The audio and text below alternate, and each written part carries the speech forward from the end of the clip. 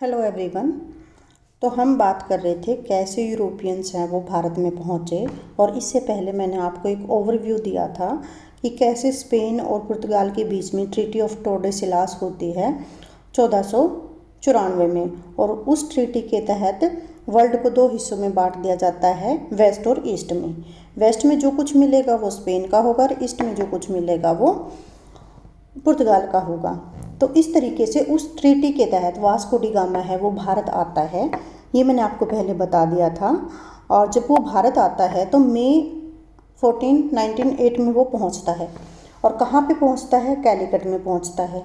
ठीक है, कितनी जहाज़ लेके आया था वो? 3 लेके आया था, ये भी याद रखना है। ठीक है, और आपने क्या याद रखना है कि अब्दुल माजिद था जो एक पायलट था गुजराती, वो लेके आता है।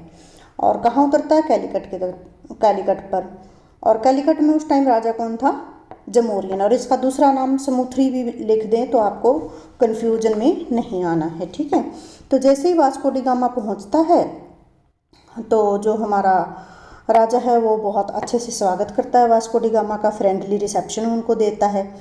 ठीक है, अब फ्रेंडली रिसेप्शन देता है तो वास्को डी गामा भी खुश हो जाता है। ठीक है, उसके बाद क्या होता है? उसके बाद वास्को डी गामा को क्या चाहिए था? वास्को डी गामा को करना था ट्रेड। ठीक है, और अरब ऑलरेडी वहाँ पे थे जिनको वो देख के बिल्कुल भी खुश नहीं था। तो अब क्या होता है कि अरब चाहते थे कि जो हमारा राजा है उस टाइम, जो जमोरियन है, कि वो इनको क्या ना दे, इनको ट्रेड की परमिशन ना दे। ठीक है, ओके। तो अब मैं लाइन टू लाइन आपको पढ़ाती हूँ। फ्रेंडली रिसेप्शन करता वास्को डी गामा का जमोरियन। अरब ट्रेडर भी थे और ऑलरेडी वहाँ पे, जिनका अपना एक अच्छा बिजनेस था। कहाँ पे? मालाबार कोस्ट में। मालाबार कोस्ट, जैसे अगर इंडिया का मैप अगर हम ड्रॉ करें लाइक इस तरह से हम ड्रॉ करें, तो ये जो इस साइड वाला रीजन है इसको मालाबार कोस्ट कहते थे, और ये बे ऑफ बंगाल वाला जो रीजन है इसको हम कोरोमंडल कोस्ट कहते हैं। ठीक है, तो ऑलरेडी वहाँ पे व्यापारी थे। सेंचुरीज से हमारे जो ट्रेडिंग सिस्टम है इंडियन ओशियन में वो चल रहा था, और बहुत सारे पार्टिसिपेंट थे। पोर्तुगीज कोई पहले नहीं थे, हाँ यूरोपियन पहले थे। वो इंडियंस, अरब, अफ्रीकन्स, ये सब जो व्यापारी थे, चाइनीज़, जैपनीज़, जैमनीज़, ये सब हमारे यहाँ पे क्या करते थे? ट्रेड करते थे। ठीक है, लेकिन इनके मन में क्या था? इनके मन में था कि सिर्फ अपना वो करना है, रूल के अकॉर्डिंग चलना है और ट्रेड करना है। लेकिन पोर्तुगीज ने क्या चेंज कर दिया कि वो चाहते थे कि मोनोपोलाइज करना है, क्योंकि प्रॉफिट बहुत था। जब वास्को डी गामा वापस जाता है यूरोपियन कंट्री में अपना माल लेके, स्पाइसेस लेके, तो वो 60 गुना प्रॉफिट कमाता है।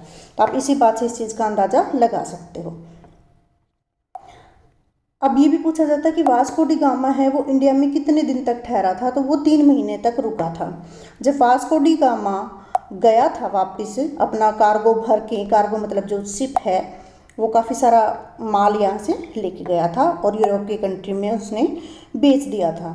और इतना प्रॉफिट किया उसने कमाया था कि जो अदर यूरोपियन लोग थे वो भी चाहते थे कि हम भी मतलब जल्दी से जल्दी है वो इंडिया पहुँचें और प्रॉफिट है वो कमाएं। ठीक है, फिर क्या होता है? एक दूसरा नाविक आता है जिसका नाम था पेड्रो अल्वरेज कार्बल। क्या नाम था?